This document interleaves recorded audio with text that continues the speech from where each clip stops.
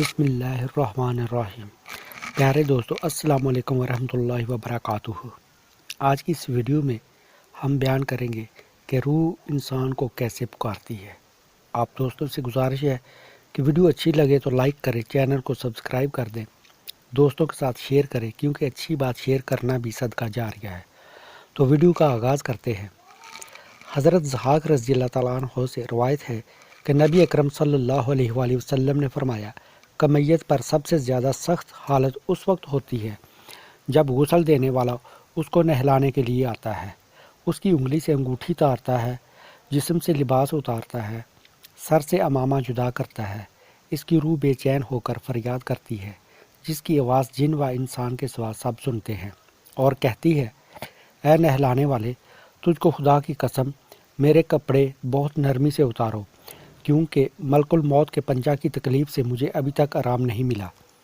پھر جب تختے پر لٹا کر اس پر پانی ڈالا جاتا ہے تو روح چلاتی ہے: اے نہلانے والے، خدا کے واسطے میرے جسم کو قوت سے ہاتھ نہ لگا، کیونکہ وہ جان کنی کی سختی سے زخمی اور چور چور ہو رہا ہے۔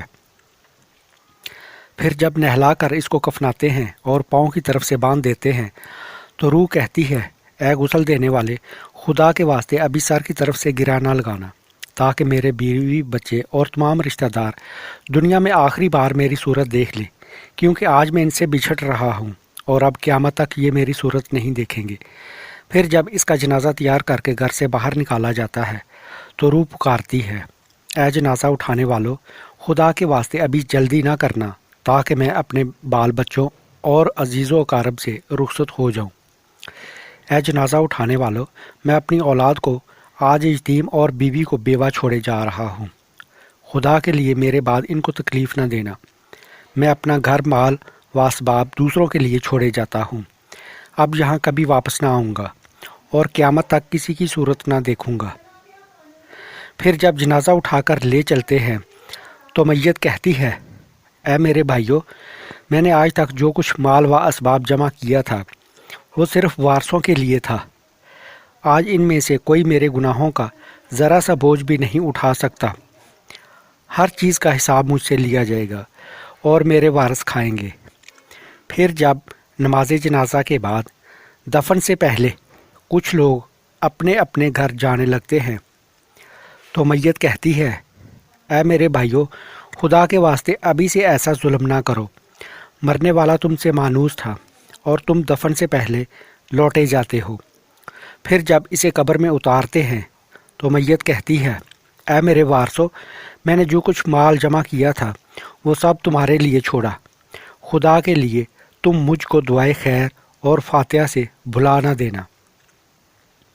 بزرگوں کا قول ہے کہ آخرت کی منزلوں میں سے قبر پہلی منزل ہے۔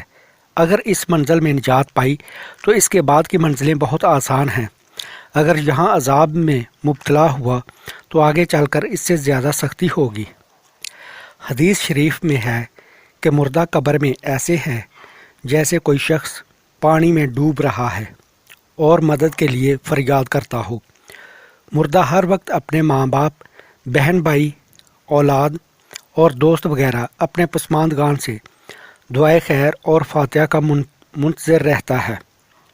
جب اس مردے کو اس کے پسماندگان کی طرف سے کوئی تحفہ ثواب پہنچتا ہے تو اس کے لیے تمام دنیا اور جو کچھ دنیا میں ہے وہ تحفہ سب سے محبوب ہوتا ہے۔ اللہ تعالیٰ اس کے رشتہ داروں کی دعائے خیر کے ثواب کو قبرستان والوں پر پہاڑوں کے برابر داخل فرماتا ہے۔